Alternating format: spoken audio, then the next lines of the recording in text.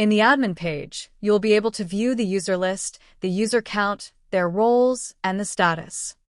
You can also add a user with this option, Add a User. You can assign a role. For example, you can create a customer support role. You need to add the first and the last name.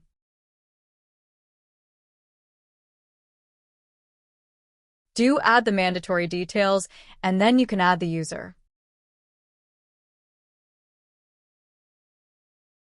You can also view the roles and the access granted to these roles.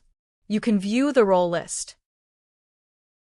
Here you'll be able to see what the role guest will have access to. The guest will only have access to TerraPay. Let us understand the access granted to the role Customer Support.